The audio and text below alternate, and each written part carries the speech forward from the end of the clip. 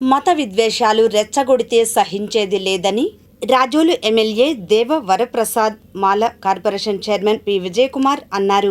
మంగళగిరి జనసేన కార్యాలయంలో వారు మీడియాతో మాట్లాడారు. క్రైస్తవుల్ని రెచ్చగొట్టి క్రైస్తవుల మధ్య హిందువుల మధ్య ముఖ్యంగా వైరుధ్యాలు సృష్టించడానికి, వైషమ్యాలు సృష్టించడానికి, విద్వేషాలు రెచ్చగొట్టే లక్ష్యంతో వైఎస్ఆర్ కాంగ్రెస్ పార్టీ ఏ విధంగా కుట్రలు చేస్తుందనే అంశాలని మీ ద్వారా ప్రజలకు తెలియజేసే ఉద్దేశంతో ఈ మీడియా సమావేశాన్ని ఏర్పాటు చేశాం. ఈరోజు హిందూ దేవీ దేవతల మీద అసభ్యకరమైనటువంటి వ్యాఖ్యలు చేసి ఉపా చట్టం కింద అరెస్ట్ అయి జైల్లో ఉన్నటువంటి రావణ్కి పూర్తిగా అన్ని విధాలుగా సహాయ సహకారాలు అందించి డైరెక్షన్స్ ఇచ్చి మద్దతు ఇచ్చి నడిపించింది వైఎస్ఆర్ కాంగ్రెస్ పార్టీనే. వైఎస్ఆర్ కాంగ్రెస్ పార్టీ ఇచ్చిన మద్దతుతోటి శ్రావణ్ కుమారు అలాగే రావణ్ కుమార్ ఇద్దరు కూడా కలిసి పనిచేశారు.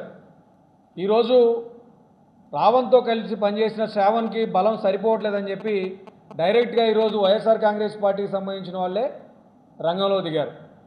రావణ్కి లీగల్గా మేము మద్దతు ఉంటాం, న్యాయ సహాయం అందిస్తామని చెప్పి ఈరోజు వైఎస్ఆర్ కాంగ్రెస్ పార్టీ మీడియా ముఖంగా ప్రశ్నించినటువంటి సంగతిని ఈ సందర్భంగా గుర్తు చేస్తూ ఉన్నా.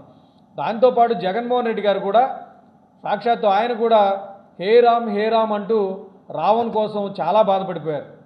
సో ఈరోజు రాష్ట్రంలో ఉన్న ప్రజలందరూ కూడా అర్థం చేసుకోవాల్సింది ఏంటంటే, ఈ రావణ్ కానీ శ్రావణ్ కానీ ప్రకాష్ ఆంటోనీ రాయ్ అలియాస్ ప్రకాష్ రాజు కానీ వీరు ముగ్గురు యొక్క కార్యకలాపాలని తాడేపల్లి ప్యాలెస్ నుంచే వాటిని నియంత్రిస్తున్నారనే వాస్తవాన్ని మీ అందరికి కూడా తెలియజేస్తా ఉన్నా. ఈ జడా శ్రావణ్ కుమార్ జై భారత్ పార్టీ అధ్యక్షుడు.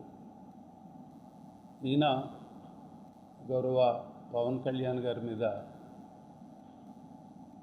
ఇన్కమ్ ట్యాక్స్ డిపార్ట్మెంట్లో నేను ఇన్వెస్టిగేట్ చేయండి అని చెప్పి నేను ఒక పిటిషన్ పెడతాను,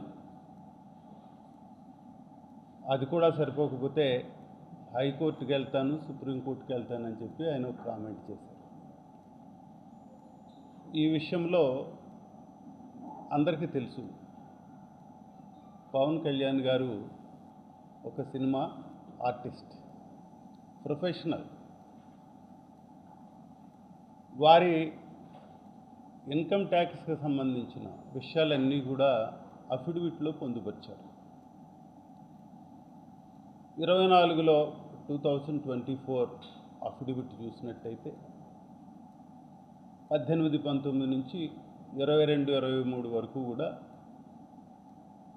ప్రతి సంవత్సరం ఆయనకు వచ్చిన total income is different from net income.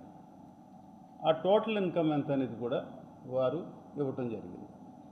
12 కోట్లు, ఒక సంవత్సరం 1 కోటి,